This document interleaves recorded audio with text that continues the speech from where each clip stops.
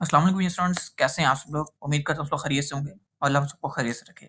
Dear students, आज हम लोग CS403 डेटाबेस मैनेजमेंट सिस्टम की असाइनमेंट नंबर 1 का जो सोल्यूशन है आपसे डिस्कस करेंगे।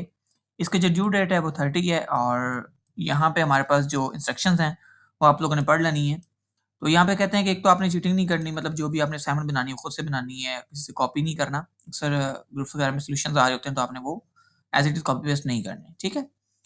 अच्छा, यहाँ पे हमारे पास एक सिनेरियो दिया हुआ है, जीएफडी आपने यहाँ पे इस्तेमाल करते हुए एक डायग्राम समझ लें कि आपने बनानी है। आपके पास एक सिनेरियो गिवन है।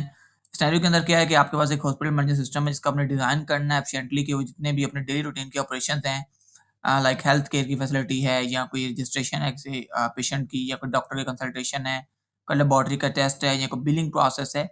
तो जब पेशेंट हॉस्पिटल में आता है तो उसका फर्स्ट स्टेप ये होना चाहिए कि वो रजिस्ट्रेशन करे। फिर उसके बाद जितनी भी उसकी रेलेवेंट डिटेल्स हैं वो वहाँ से वो जो सॉफ्टवेयर है आपका, तो आपने इस तरह उसको डिज़ाइन देना है बना के कि वो उसकी इन्फॉर्मेशन जो है वो गेट करे, like name, age, contact information, medical history, और फिर उस इन्फॉर्मेशन को रिकॉर्ड कर ले एक यूनिक पेशेंट आईडी के साथ, और फिर उसके ऊपर ज़ाहिर है उसको फर्दर हम लोग प्रोसेस करेंगे। अच्छा, रजिस्ट्रेशन के बाद क्या होगा कि जो पेशेंट है उसको प्रोसीड किया जाएगा, जो भी उसकी इन्फॉर्मेशन है, जो उसको प्रॉब्लम है उसके अकॉर्डिंगली उसको कोई कंसल्टेशन डॉक्टर के साथ करवाई जाएगी।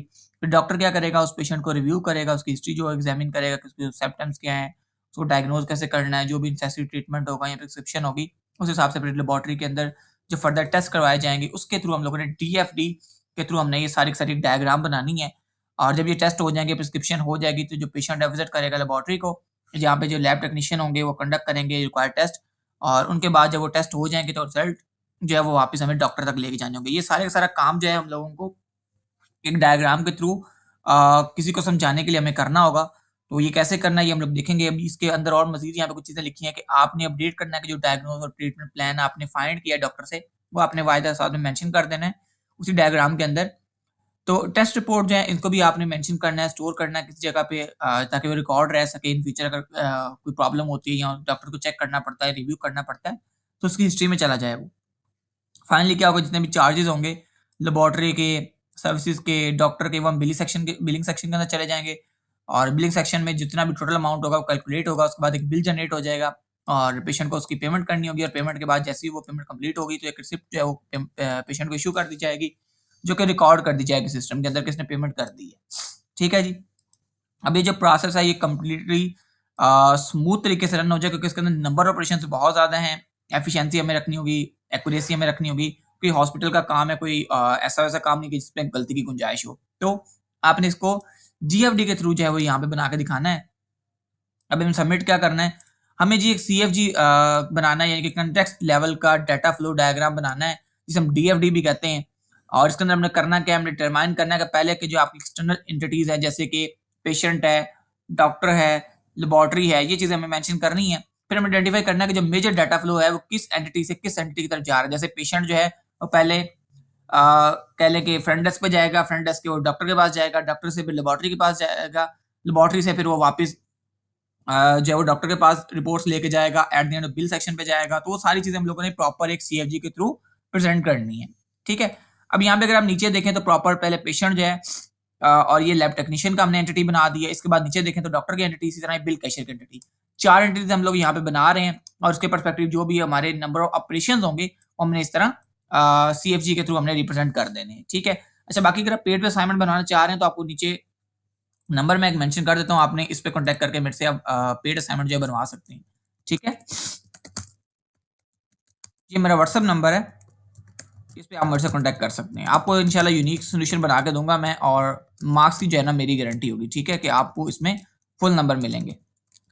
अच्छा जी, इस नंबर पे आप राब्ता कर सकते हैं मेरे से। ओके, उसके बाद नीचे अगर आप देखें तो यहाँ पे हमारे पास जो सेकंड है उसके अंदर हमने क्या करना है, डिकम्पोज करना है कि जो मेन सिस्टम है इसके अंदर और जो मेजर सब प्रोसेस है वो हमने ड्रा करने हैं लेवल। अब DFD हमने बनाना है, लेकिन अब हमने लेवल वाइज बनाना है। जैसे लेवल 1 है, लेवल 2 है, लेवल 3 है, उसका की प्रोसेस क्या है, उसका रजिस्ट्रेशन क्या है, उसकी कंसल्टेशन क्या है, लैब टेस्टिंग क्या है, उसका डाटा जो है वो कैसे किस लेवल के थ्रू फ्लो हो रहा है, that is the DFD level. So हमने DFD लेवल के थ्रू अब हमने करना है यहाँ पे। सो यहाँ पे हमने लेवल लिखे हुए हैं। फर्स्ट लेवल क्या है कि आप सबसे पहले पेशेंट जो है वो क्या करेगा, रजिस्ट्रेशन करेगा अपनी। ठीक है? और फिर उसके बाद जो है पेशेंट जब रजिस्ट्रेशन कर लेगा, जाहिर सी बात है वो किधर जाएगा, वो डॉक्टर के पास जाएगा, यानी कि वो कंसल्ट करेगा, that is doctor consultation, that is the phase 2। Okay, उसके बाद अब वो जाहिर सी बात है डॉक्टर को कोई ना कोई टेस्ट लिख के देगा, और जो टेस्ट लिख के देगा वो हम लोग पॉइंट नंबर 3 यानी कि 3 के अंदर डिस्कस करेंगे। उसके बाद एट द एंड जब सारा कुछ वो करवा लेगा तो वो 4th सेक्शन में चला जाएगा यानी कि बिलिंग सेक्शन में चला जाएगा। और इसके अंदर जो भी जब बिल वगैरह आपका क्लियर हो जाएगा तो हम बिल को ही D4 के अंदर बाद में कैलकुलेट कर लेंगे। तो ये मैं इसकी आपको ओवरऑल सारा स्ट्रक्चर बता चुका हूँ। अब ये आप लोगों ने अपने अकॉर्डिंग जो इसको बनाना है, इसको बिल्कुल same as it is copies नहीं करिएगा क्योंकि इससे ये गलत हो जाएगी, आपको 0 मिलेंगे, ठीक है? तो आपने इसको थोड़ा-सा डिफरेंट तरीके से बना लेना है। बाकी जो एंटिटीज़ हैं वो सेम रहेंगी, और उसके बाद जो उसके नंबर ऑफ एट्रिब्यूट्स हैं, ये फीचर्स हैं कह लें, वो भी सेम रहेंगे। बस आपने इसको बनाने का तरीका थोड़ा-सा चेंज कर लेना है, और बाकी ओवरऑल मेरा ख्याल है आपको समझ आ गई। बहुत आसान सी असाइनमेंट है। पेड वेब बनाने के लिए मुझे व्हाट्सएप पे कॉन्टैक्ट कर सकते हैं। अल्लाह हाफ़िज़ और अस्सलाम वालेकुम।